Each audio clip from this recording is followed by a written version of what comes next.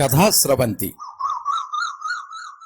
నిరంతర కథాప్రసార వాహిని కథల భాండాగారం కథాస్రవంతిని ఆదరిస్తున్న అభిమాన శ్రోతలకు నమస్కారం. ఈనాటి కథకు స్వాగతం. ఈరోజు మీరు వినబోయే కథ సత్యం మందపాటి రచించిన అమెరికా బేతాళుడి కథల నుండి 7వ కథ పచ్చకార్డు పచ్చని సంసారాలు. వినిపిస్తున్నది పప్పు భోగారావు. శ్రీ సత్యం మందపాటి తూర్పుగోదావరి జిల్లా ఆత్రేయపురంలో జన్మించారు. గుంటూరులో పెరిగారు. మాస్టర్ ఆఫ్ ఇంజనీరింగ్ చేసి త్రివేంద్రంలో 10 ఏళ్లు విక్రమ్ సారాభాయ్ స్పేస్ సెంటర్లో ఉద్యోగం చేశారు. ప్రస్తుతం 42 సంవత్సరాల నుంచి టెక్సస్, అమెరికాలో ఎంతో సంతృప్తికరమైన జీవితాన్ని గడుపుతున్నారు. ఒక సెమీకండక్టర్ కంపెనీ నుంచి వైస్ ప్రెసిడెంట్ ఆఫ్ ఆపరేషన్స్గా పనిచేసి విశ్రాంతి తీసుకుంటున్నారు. తెలుగు భాష తీయదనాన్ని మరింతగా ఆస్వాదిస్తున్నారు. వృత్తి ఇంజనీరింగ్ అయితే వీరి ప్రవృత్తి సాహిత్యం. 1962 నుంచి ఎన్నో కథలు, నవలలు, కవితలు, నాటికలు, వ్యాసాలు, శీర్షికలు రాశారు. 4 సీడీలకు పాటలు రాశారు. ఇవి ఎస్పి బాలసుబ్రహ్మణ్యం, శైలజ, సాలూరి వాసురావు సంగీత దర్శకత్వంలో పాడారు. వీరి అమెరికా బేతాళుడి కథలు ఒకే రచయిత రాసిన మొట్టమొదటి అమెరికా తెలుగు డయాస్పోరా కథల పుస్తకం. వీరి సాహిత్యం మీద 2 పిహెచ్డీలు సాధించారు. మరొకరు ఎంఫిల్ చేస్తున్నారు. వీరు రాసిన కథ బృందావనం లఘుచిత్రంగా వచ్చింది. ఈ మధ్యనే వీరు రాసిన ఎక్కవలసిన రైలు డయాస్పోరా కథల పోటీలో బహుమతి పొందింది. Chaitanya Bharati, Vamsi international, Sapna, Siri foundation, Vamsi cultural trust, friendship foundation of India, Vanguri foundation, TANA, TAMA, ATA, TANTEX, tax, సిరికోనా మొదలైన సంస్థల ద్వారా ఎన్నో బహుమతులు, ప్రశంసాపత్రాలు, పురస్కారాలు అందుకున్నారు. 2019 సంవత్సరంలో వంగూరు ఫౌండేషన్ ఆఫ్ అమెరికా వారి జీవన సాఫల్య పురస్కారం అందుకున్నారు. వీరి రచనలు అమెరికా బేతాళుడి కథలు, తెలుగువాడు పైకొస్తున్నాడు తొక్కేయండి, చెట్టు కింద చినుకులు, గవర్నమెంటాలిటీ కథలు, మేడ్ ఇన్ అమెరికా, ఎన్ఆర్ఐ కథలు, మరో 6 అమెరికా కథలు, చీకట్లో చందమామ నవల, ఎన్ఆర్ఐ కబుర్లు 1, ఎన్ఆర్ఐ కబుర్లు మరోటి, అమెరికా వంటింటి పద్యాలు హాస్యరచన, సత్యం శివం సుందరం అమెరికా కథలు, నిజమే కళ అయితే సంచలన నవల, సత్యమేవ జయితే సుజనరంజని శీర్షిక. వీరు అనేక ఈ బుక్స్ కూడా ప్రచురించారు.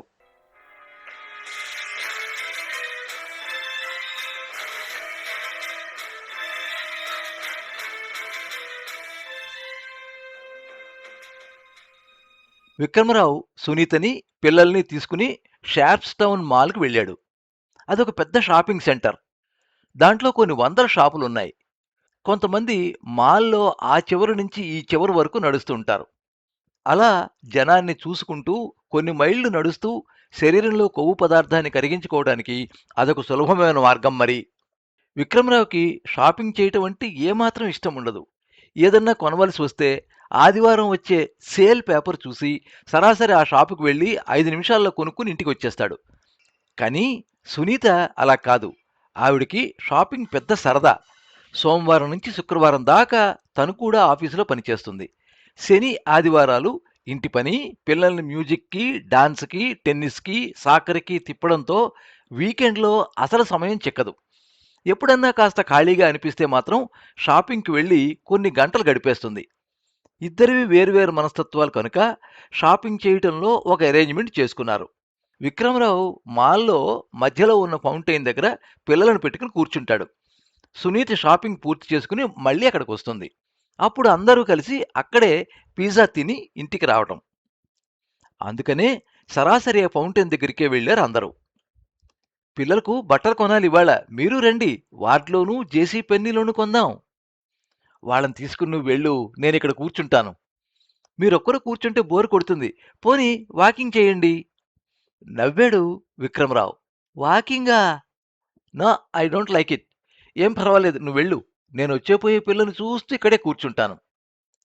సునీత పిల్లల్ని తీసుకుని వెళ్ళింది. విక్రమరావు ఇట్నుంచి అటు, అటునుంచి ఇటు తిరిగే జనాన్ని చూస్తూ ఆలోచిస్తూ కూర్చున్నాడు. అమెరికా చాలా విచిత్రమైన దేశం. Melting pot of different cultures. అయినా ఇక్కడ ఉన్నంత యూనిటీ అండ్ డైవర్సిటీ ఏ దేశంలోనూ ఉండదు. ప్రపంచంలోని అన్ని దేశాల మనుషులు ఇక్కడ కనిపిస్తారు. యూరోపియన్స్, ఆసియా దేశాల వాళ్ళు, ఆఫ్రికా, దక్షిణ అమెరికా, గల్ఫ్, ఆస్ట్రేలియా, న్యూజిలాండ్, ఒకటని కాదు, రకరకాల శరీరపు రంగులు, భాషలు, మతాలు, నడవడికలు, ఆచారాలు, ఆలోచనలు.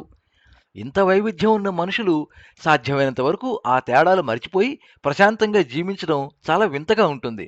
ఎప్పుడో ఒకప్పుడు అక్కడక్కడ ఈ వైవిధ్యం వల్ల జరిగే కొట్లాటలు తప్ప విపరీతంగా ద్వేషం పెంచుకుని ఒకళ్ళనొకళ్ళు చంపుకునే తత్వం కనపడదు. ఈరోజు మాల్లో తిరుగుతున్న జనాన్ని చూస్తూ ఉంటే విక్రమరావుకు అనిపించింది, వీళ్ళలో కొంతమంది రెండో మూడో తరానికి చెందిన విదేశీయులు, మిగిలిన వాళ్ళు ఈ తరంలోనే అమెరికాకి వచ్చిన వాళ్ళు, చదువుల కోసం వచ్చిన వాళ్ళు, చదువులు పూర్తి చేసుకుని ఉద్యోగాలు చేసుకుంటున్న వాళ్ళు, ఉద్యోగాలు చేసుకోవటానికే వచ్చిన వాళ్ళు, వ్యాపార సంబంధంగా వచ్చిన వాళ్ళు, దేశం చూడ్డానికి వచ్చిన వాళ్ళు, కొన్ని దేశాల్లోని విపరీత పరిస్థితుల వల్ల వచ్చిన వాళ్ళు, అన్ని రకాల వాళ్ళు ఉన్నారు. ఇండియా నుంచి ఇక్కడికి వచ్చిన వాళ్ళలో కూడా సులభంగా వచ్చిన వాళ్ళు చాలా తక్కువ. పచ్చ కార్డు, అదే గ్రీన్ కార్డు కోసం కొంతమంది పడ్డ అవస్థలు చూస్తే చాలా బాధగా కూడా ఉంటుంది. హీ హీ హీ హీ హీ హీ హీ. ఏం గురు, ఇవాళ పచ్చ కార్డుల గురించి ఆలోచిస్తూ కూర్చున్నట్టున్నావు అన్నాడు బేతాళుడు అప్పుడే వస్తూ. నీ దుంప పిలకయ్యా, ఇక్కడికి కూడా తయారయ్యావు అన్నాడు విక్రమరావు బేతాళుడిని ఆశ్చర్యంగా చూస్తూ. మన ఇద్దరి సంబంధం ఈనాటిది కాదు విక్రమార్కుడు, ఇండియాలో కొన్ని జన్మల కిందటి నుంచి వస్తోంది. అందుకే శనివారం అయినా కూడా నిన్ను చూడకుండా ఉండలేకపోయాను. ఈ హూస్టన్ నగరం అంతా వెతికి నిన్ను పట్టుకోవడానికి 4 నిమిషాలు పట్టింది మరి. అవునులే, పద, నాకు నీతో మాట్లాడుతుంటే కాస్త కాలక్షేపం. సునీత పిల్లలు రావడానికి కనీసం 2 గంటలు పడుతుంది. అలా ఫుడ్ కోర్ట్లో కాఫీ తాగి వద్దాం అంటూ లేచాడు విక్రమరావు. అమెరికా బేతాళుడు బేతాళుడిలా కాక 6 అడుగుల తెల్ల అమెరికన్లా కనిపిస్తున్నాడు. మరి 10 మందిలో ఉన్నప్పుడు తన రూపం మార్చుకుని అందరికీ కనబడడం బేతాళుడికి అలవాటే. ఇద్దరు ఇండియన్ కుర్రవాళ్ళు మాట్లాడుకుంటున్నారు ముందరే నడుస్తూ. H1 వీసాకి అప్లై చేశాను. ఇక లేబర్ సర్టిఫికేషన్, తర్వాత గ్రీన్ కార్డు. గ్రీన్ కార్డు చేతికి రావడానికి ఇంకో సంవత్సరం పడుతుందంటారా? ఈ మధ్య ఇండియాకి కోటా పెంచారని విన్నాను. సంవత్సరంలో రావచ్చు. కాకపోతే ఒక సలహా, H1 మల్టిపుల్ ఎంట్రీ తీసుకుని ఇండియా వెళ్ళి పెళ్లి చేసుకో. వచ్చేటప్పుడు మీ ఆవిడని కూడా తీసుకురా. నీ డిపెండెంట్గా ఇక్కడికి వచ్చాక గ్రీన్ కార్డుకి అప్లై చేయి. నాకు గ్రీన్ కార్డుకి స్పాన్సర్ చేసే కంపెనీలో ఉద్యోగం సంపాదించడానికే తల ప్రాణం తోక్కొచ్చింది. ఇప్పుడు H1 వీసాకి అప్లై చేస్తున్నాను. ఇక ఇండియా పోవాలి, సెలవు ఇవ్వండి అంటే నన్ను మా కంపెనీ వాళ్ళు తన్ని తగలేస్తారు. నువ్వు ఇమ్మిగ్రేషన్కి అప్లై చేశాక పెళ్లి చేసుకుందాం అనుకుంటే అస్సలు కుదరదు. నీకు గ్రీన్ కార్డు వచ్చాక ఇండియా వెళ్ళి పెళ్లి చేసుకున్నావు అనుకో, అప్పుడు మీ ఆవిడ వీసాకి అప్లై చేస్తావు. దాని తర్వాత 2 ఏళ్ళు పడుతుంది మీ ఆవిడ ఇక్కడికి రావడానికి. కొత్త పెళ్లి కొడుకు 2 ఏళ్ళు విరహం అనుభవించాలి. నీవేనా నన్ను తలచినది అని పాడుకుంటూ. వాళ్ళిద్దరూ మాట్లాడుతూనే పక్కనున్న షాపులోకి దూరారు. విక్రమరావు బేతాళుడు కాఫీ షాపులో చెరో కాఫీ తీసుకుని ఖాళీగా ఉన్న ఒక బల్ల దగ్గర కూర్చున్నారు. విక్రమరావు అన్నాడు, చూశావా, ఆ కుర్రాడు ఇక్కడికి వచ్చి పెద్ద చదువులు పూర్తి చేశాడు. స్టూడెంట్ వీసా మీద వచ్చాడు కనుక ఉద్యోగం చేయడానికి వీల్లేదు. వెతికి వెతికి చివరికి ఒక కంపెనీలో ఉద్యోగం సంపాదించాడు. ఆ కంపెనీ ద్వారా వీసాకి అప్లై చేయడానికి ఆ కంపెనీ సమ్మతించినందువల్ల. చాలా కంపెనీలు ఈ పని చేయవు. కానీ వాళ్ళకి కావలసిన చదువు, అర్హత ఉన్నవాడు దొరికితే తక్కువ జీతం ఇచ్చి వాళ్ళకు ఉద్యోగం ఇచ్చి వీసాకి స్పాన్సర్ చేస్తారు. జీతం తక్కువైనా వీసా వస్తుంది కనుక మన వాళ్ళు కిమ్మనకుండా ఉద్యోగంలో చేరుతారు. వీసా తెచ్చుకోవడానికి 2-3 సంవత్సరాలు నానా యాతన పడతారు. చివరికి వీసా వచ్చిన తర్వాతే ఇండియాకు వెళ్ళే అవకాశం దొరుకుతుంది. ఈలోగా ఇండియాలో ముఖ్యమైన బంధువులు ఎవరైనా చనిపోయినా, చెల్లెళ్ళకి తమ్ముళ్ళకి పెళ్లిళ్ళు జరిగినా అక్కడికి వెళ్ళే అవకాశం కుదరక కుమిలిపోయే వాళ్ళు చాలామంది ఉన్నారు. గ్రీన్ కార్డు వచ్చాక ఇండియా వెళ్ళి పెళ్లి చేసుకున్నా అతని భార్యో ఆవిడ భర్తో ఇక్కడికి రావడానికి కనీసం 2 ఏళ్ళు పడుతుంది. ఆ 2 ఏళ్ళు భార్యాభర్తల జీవితంలో ఎంతో ఆనందంగా గడపాల్సిన 2 సంవత్సరాలు వాళ్ళు వేరువేరుగా ఉండవలసిందే. ఏమిటో ఈ రూల్స్ ఓ పట్టాన అర్థమై చావవు. ఆ అమ్మాయికో అబ్బాయికో అమెరికా పౌరసత్వం ఉంటే వీసా వెంటనే వస్తుంది. అంత విరహం అనుభవించనక్కర్లేదు. కానీ పచ్చ కార్డు వచ్చిన తర్వాత ఆ పౌరసత్వం కోసం 5 ఏళ్ళు ఆగాలి. ఈ పచ్చ కార్డుల వల్ల ఎన్ని పచ్చని సంసారాలు కష్టాలు పడుతున్నాయో చూసావా? హీ హీ హీ హీ హీ. భేతాళుడు చెప్పటం ఆపాడు. విచిత్రంగా చూస్తున్న విక్రమరావుని చూస్తూ, చూశావా, నీతో మాట్లాడుతుంటే నాకు కూడా ప్రాసలు వాడటం అలవాటయింది. విక్రమరావు కూడా చిరునవ్వు నవ్వి కాఫీ సిప్ చేసి అన్నాడు, ఈ కష్టాలు ఆసియా దేశాల వాళ్ళకి, దక్షిణ మధ్య అమెరికా వాళ్లకు ఎక్కువ. యూరోపియన్స్ అంటే ముఖ్యంగా పశ్చిమ యూరోప్ నుంచి వచ్చే తెల్లవాళ్ళు, ఆస్ట్రేలియా, న్యూజిలాండ్ వాళ్ళు ఇక్కడికి వచ్చి పచ్చకార్డు తెచ్చుకోవడం చాలా సులభం. ఈ దేశాల్లో కొన్ని దేశాల వాళ్ళకి ద్వంద్వ పౌరసత్వం కూడా ఇస్తారు. మిత్రదేశాలు కావటం వలన వాళ్ళకి కోటాలు కూడా ఎక్కువ. అందుకనే ఈ మిగతా దేశాల వాళ్ళు వీసా కోసం రకరకాలుగా కష్టాలు పడతారు. భార్యాభర్తలు 4, 5 సంవత్సరాలు కూడా వేరువేరుగా ఉన్న కథలు నేను చాలా విన్నాను. అదీ కాక ఇంకో రకం మనుషులు కూడా ఉన్నారు. వీసా కోసమని తెల్లవాళ్లనో, నల్లవాళ్లనో, పౌరసత్వం ఉన్న ఇండియన్స్‌నో పెళ్లి చేసుకుని వీసా వెంటనే తెచ్చుకునే బాపతన్నమాట. కొంతమంది నిజంగా ప్రేమించి పెళ్లి చేసుకున్న వాళ్ళు గ్రీన్ కార్డులొచ్చాక హాయిగా ఉంటున్నారు. కొంతమంది గ్రీన్ కార్డు కోసమే పెళ్లి చేసుకునే వాళ్ళు గ్రీన్ కార్డు రాగానే వివాహాన్ని రద్దు చేసుకుంటున్నారు. కొంతమంది పెళ్లి చేసుకున్నాక భిన్నమైన సంస్కృతి, ఆహార వ్యవహారాలతో రాజీ పడలేక విడాకులు తీసుకునేవాళ్ళు. బేతాళుడన్నాడు, నీకు శ్రీనివాస్ అనే తెలుగు అబ్బాయి కథ చెప్పానా?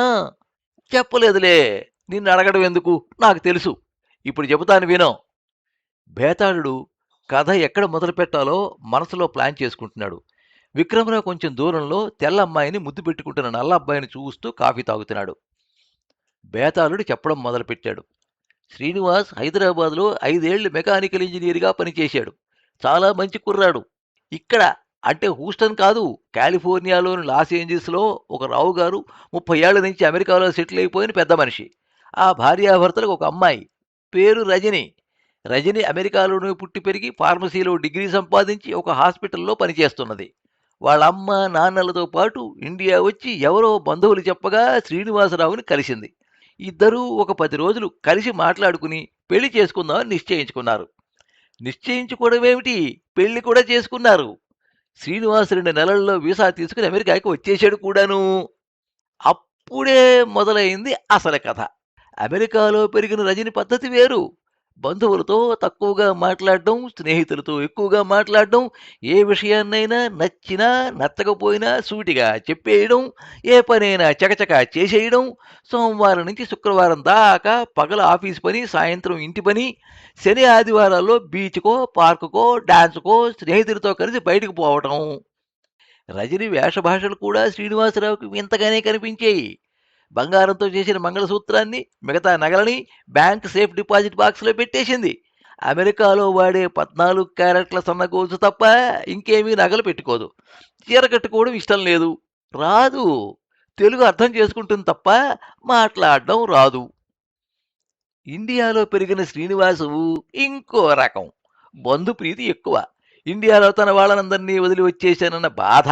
ఇండియాలో ఉన్నంత అటెన్షన్, అల్లుడి మీద గౌరవం అంతగా కనపడకపోవడం, స్నేహితులు ఎవరూ లేకపోవడం, ప్రతి విషయానికి ఎవరేమనుకుంటారో అనే మొహమాటం, ఏ పనైనా నెమ్మదిగా చేయటం, కాఫీ తాగిన గ్లాసు, అన్నం తిన్న ప్లేటు సింక్ దగ్గర కడిగేసి పెట్టకుండా తిన్న చోటే వదిలేయడం లాంటి తన పనులు తనే చేసుకోకపోవడం. శని ఆదివారాల్లో పొద్దున్న టీవీ, పేపరు, లంచ్ తర్వాత 2-3 గంటల నిద్ర, వేషభాషల్లో మార్పు చేసుకోలేకపోవటం. మొత్తానికి 3 నెలలు అవగానే రజని శ్రీనివాస్కి విడాకులు ఇచ్చేసింది. వాళ్ళిద్దరికీ కావలసిన వాళ్లకు వాళ్ళు చెప్పిన కారణాలు మాత్రం ఒకటిగా లేవు.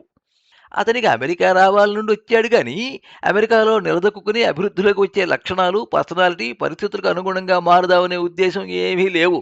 గ్రీన్ కార్డు వచ్చే సులభమైన మార్గం ఇది కనుక తనను పెళ్లి చేసుకున్నాడు కానీ తనంటే నిజమైన ప్రేమ లేదు. అందుకనే విడాకులు ఇచ్చానంటోంది రజని. ఆ అమ్మాయిలో తన మీద ఏమాత్రం ప్రేమ, గౌరవం, మర్యాద, మన్నన లేవు. Very self centred. తన సుఖమే తప్ప మిగతా వాళ్ళ సుఖం గురించి ఏమాత్రం ఆలోచించదు. పేరులోనూ కుటుంబ చరిత్రలోనే తప్ప ఇంకెక్కడా భారతీయ సంస్కృతి కనబడదు. తనలాంటి వాడిని పెళ్లి చేసుకుని దేశం కాని దేశం తీసుకొచ్చి విడాకులు ఇవ్వడం, తడిగుడ్డతో గొంతు కోయడమేనంటాడు శ్రీనివాసు. వాళ్ళని కలపటానికి చేసిన ప్రయత్నాలేవీ ఫలించలేదు. అసలు కారణం బయటికి రాలేదు గాని వాళ్ళ పచ్చని సంసారం ముక్కలైంది. బేతాళుడు ఆగాడు. అవును, ఇలాంటి కథలు ఇక్కడ వింటూనే ఉన్నాం. వినడం కాదు విక్రమార్కుడు, నాకు జవాబు కావాలి. అసలు ఏమి జరిగి ఉంటుంది ఈ విషయంలో? ఊహించి ఈ కథకు ముగింపు చెప్పు. కథ కాలరాడోకి మనం ఇంటికి పోవచ్చు, లేదా నీ తలవేయి. అతన్ని ఆగమని చేత్తో సౌంజ్ఞ చేశాడు విక్రమరావు. ఒక క్షణం ఆలోచించి అన్నాడు, నువ్వు చెప్పిన కథలో 2 రకాల మనస్తత్వాలు, నిజ జీవితంలో జరిగే 4 రకాల కథలు ఉన్నాయి. వీసా కోసం అమెరికా అమ్మాయిని పెళ్లి చేసుకుని అమెరికా వచ్చి విడాకులు కోరే అబ్బాయిల కథలు విన్నాం. వాళ్ళకి పచ్చని సంసారం కన్నా పచ్చ కార్డే ముఖ్యం. రెండో రకం కథ మనస్ఫూర్తిగా ఆ అమ్మాయినే పెళ్లి చేసుకుని ఇక్కడికొచ్చి కూడా ఇండియాలో అలా బతకాలనుకోవడం ఒక పెద్ద తప్పు. Be a Roman in Rome అన్నారు. నలుగురితో నారాయణ. ఇక్కడి పరిస్థితులకు అనుగుణంగా మారకపోతే ఈ కథకు ముగింపు శుభప్రదంగా ఉండదు. మూడో కథ రజని తన అమెరికనైజ్డ్ మనస్తత్వానికి తగ్గ మనిషి కావాలనుకున్నప్పుడు ఇక్కడే అమెరికాలో ఎవరినైనా పెళ్లి చేసుకుంటే బాగుండేది. ఇక్కడ మన వాళ్ళు చాలామంది ఈ రోజుల్లో తెల్ల నల్ల అమెరికన్స్ను పెళ్లి చేసుకుంటున్నారు. అలా కాక ఇండియా నుంచి వచ్చిన అమెరికన్స్‌నే కావాలనుకున్నా, అదే అమెరికన్ పౌరసత్వం తీసుకున్న వాళ్ళు, లేక రెండో, మూడో తరానికి చెందిన భారతీయ అమెరికన్‌లన్నమాట పుష్కలంగా ఉన్నారు. ఇండియాలో పుట్టి పెరిగిన వాళ్ళ మనస్తత్వం, ఇక్కడ పుట్టి పెరిగిన వాళ్ళ మనస్తత్వంతో కలవటం చాలా అరుదు. ఇక నాలుగో కథ. రజని అతన్ని పెళ్లి చేసుకున్నది కనుక అతన్ని తప్పకుండా కావాలనుకున్నది అని అర్థం అవుతోంది. ఇద్దరి మనస్తత్వాలు వేరుగా ఉన్నందువల్ల ఇద్దరూ కలిసి కూర్చుని ఏ విషయాల్లో ఇద్దరూ ఏకీభవిస్తున్నారో, ఏ విషయాల్లో ఇద్దరూ ఎంతవరకు తమ దృక్పథాన్ని మార్చుకోవాలో మాట్లాడుకోవలసింది. ఇద్దరూ పెద్ద చదువులు చదువుకున్న తెలివిగల మనుషులు, ఆలోచించి చక్కని పరిష్కారం చేసుకోగల సమర్థులు. వేర్వేరు మనస్తత్వాలు ఉండటం తప్పు కాదు. వాళ్ళు పెరిగిన వాతావరణం, సంస్కృతి వాళ్ళ మనసుల్లోని భావాల మీద చాలా ప్రభావం చూపుతుంది. వాళ్ళ సంసారం పాడైపోవడానికి కారణం వాళ్ళ రెండింటిలోనూ ఉన్న మంచిని గ్రహించి వాళ్ళకు అనుగుణంగా మలుచుకోలేకపోవటమే. విక్రమరావు జవాబు చెప్పాడు. బాగా చెప్పావు విక్రమార్కుడు. అందుకేనయ్యా నేను నీ వెంబడి పడేది. ఓకే, నాకు వేరే పని ఉంది, నేను వెడుతున్నాను. మళ్ళీ కలుద్దాం. మీ ఆవిడ షాపింగ్ పూర్తి చేసుకుని ఫౌంటైన్ దగ్గరికి వచ్చి ఉంటుంది. ఇక వెళ్ళు, బాయ్ అని బేతాళుడు అంతర్ధానమయ్యాడు. అతను అంతర్ధానం అవడం చూసిన తెల్లబొచ్చు కుక్క "పౌ, పౌ" అంది, ఏమనాలో అర్థం కాక. క్వైట్ రోమీ, క్వైట్ అన్నాడు ఆ కుక్క యజమాని. చూడ్డానికి చైనీస్ లాగా ఉన్నాడు. విక్రమరావు లేచి ఫౌంటైన్ వైపు నడిచాడు.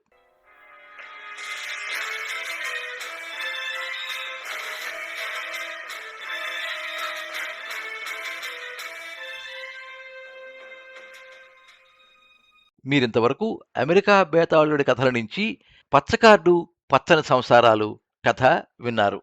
రచన శ్రీ సత్యం మందపాటి. వినిపించినది పప్పు భోగారావు. ఈ కథనం మీకు నచ్చినట్లయితే ఈ వీడియోని లైక్ చేయండి, మీ మిత్రులకు షేర్ చేయండి, మీ అభిప్రాయాన్ని కామెంట్స్లో తెలియజేయండి. మీరు మొదటిసారి ఈ ఛానల్లో కథ వింటున్నట్టయితే ఈ ఛానల్ని సబ్స్క్రైబ్ చేసుకోండి. పక్కనుండే బెల్ ఐకాన్ని తప్పకుండా నొక్కండి. ఈ ఛానల్ ద్వారా వినిపించే కథలు, కబుర్లు, వ్యాసాలు అన్నీ ఎప్పటికప్పుడు మీకు అందజేయబడతాయి. సర్వే జనాః సుఖినో భవంతు. కథా స్రవంతి